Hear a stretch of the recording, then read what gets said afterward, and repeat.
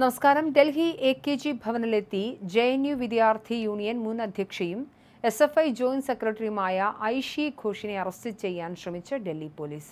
2021 JNU സമരവുമായി ബന്ധപ്പെട്ട കേസിന്റെ ഭാഗമായാണ് ഈ നടപടിയെന്നാണ് പോലീസിന്റെ പ്രാഥമിക വിശദീകരണം. AKG ഭവനിലേക്ക് സിവിൽ വേഷത്തിലെത്തിയ വനിതാ പോലീസ് ഉദ്യോഗസ്ഥ ഉൾപ്പെടെയുള്ള സംഘമാണ് അറസ്റ്റ് നീക്കത്തിന് നേതൃത്വം നൽകിയത്. എന്നാൽ സ്വകാര്യ വാഹനത്തിലും കൃത്യമായ യൂണിഫോമും ബാഡ്ജും ഔദ്യോഗിക രേഖകളും ഇല്ലാതെയും എത്തിയ പോലീസ് സംഘത്തെ CPM നേതാക്കൾ ശക്തമായി ചോദ്യം ചെയ്തു.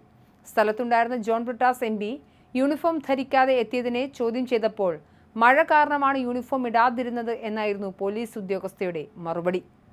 എന്നാൽ പോയി യൂണിഫോമും ബാഡ്ജും ധരിച്ച് കൃത്യമായ രേഖകളോടെ എത്തൂ, അതുവരെ താൻ ഇവിടെ തന്നെ കാണുമെന്നും ബ്രിട്ടാസ് കർശന നിലപാടെടുത്തതോടെ പോലീസ് സംഘം താൽക്കാലികമായി പിന്തിരിയുകയായിരുന്നു.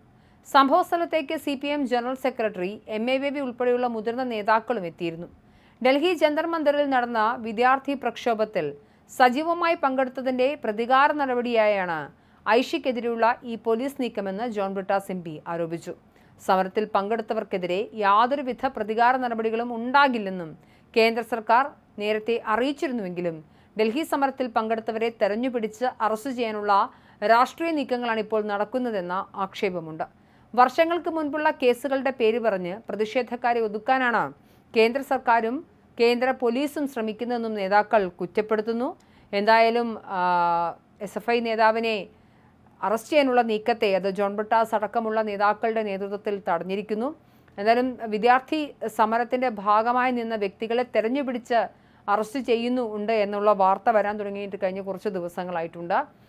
ജന്തർ മന്ദിറിൽ CJP അവരുടെ സമരം അവസാനിക്കുന്ന ഘട്ടത്തിൽ അല്ലെങ്കിൽ അവസാനിപ്പിച്ചത് തന്നെ കേന്ദ്ര സർക്കാരിനോടുള്ള ഏറ്റവും പ്രധാനപ്പെട്ട നിർദ്ദേശങ്ങളിലൊന്ന് ധർമ്മേന്ദ്ര പ്രധാന്റെ രാജി മാത്രമായിരുന്നില്ല. സമരത്തിൽ പങ്കെടുത്ത് അറസ്റ്റ് വരിച്ച വിദ്യാർത്ഥികളെ എത്രയും പെട്ടെന്ന് വെറുതെ വിടണമെന്നും അവർക്ക് നേരെ ചുമത്തിയിട്ടുള്ള FIR അടക്കമുള്ളത് ക്യാൻസൽ ആക്കണമെന്നടക്കമുള്ള ആവശ്യങ്ങൾ ഉന്നയിച്ചിരുന്നതൊക്കെ സമ്മതിച്ചിരുന്നതാണ്.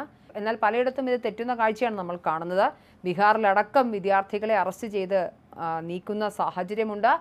അതുപോലെ തന്നെ സമരത്തിൽ പങ്കെടുത്ത ആളുകളെ, ഐക്യദാർഢ്യപ്പെട്ട ആളുകളെയും പോലീസ് വേട്ടയാടുന്നതായാണ് പരാതി ഉയരുന്നത്. ഇതുമായി ബന്ധപ്പെട്ട് CJP ഇന്നലെ അവരുടെ പ്രസ്താവന ഇറക്കിയിരുന്നു. വിദ്യാർത്ഥികളെ വെറുതെ വിടാത്തൊരു സാഹചര്യം ഉണ്ടായാൽ സമരം പുനരാരംഭിക്കുമെന്ന് തന്നെയാണ് അവർ പറഞ്ഞത്. മാത്രമല്ല, ഇന്ന് സുപ്രീം കോടതിയുടെ കൃത്യമായ നിർദ്ദേശവും ഉണ്ടായിരുന്നു. സമരത്തിന്റെ ഭാഗമായി അറസ്റ്റ് ചെയ്യപ്പെട്ട 18 വയസ്സിന് താഴെയുള്ള ആളുകളുണ്ടെങ്കിൽ എത്രയും വേഗം അവരെ വിടണമെന്നും മാത്രമല്ല പോലീസ് വിദ്യാർത്ഥികൾക്ക് നേരെ നടത്തിയ അടിച്ചമർത്തൽ അത് പോലീസ് കോഡിന് വിരുദ്ധമാണ് എന്നും അത്തരത്തിലാണ് വിദ്യാർത്ഥി പ്രതിഷേധങ്ങളെ നേരിടേണ്ടതെന്ന് പോലീസ് പുതിയ പെരുമാറ്റച്ചട്ടം ഉണ്ടാക്കണമെന്നും കോടതി നിർദ്ദേശമുണ്ടായിരുന്നു.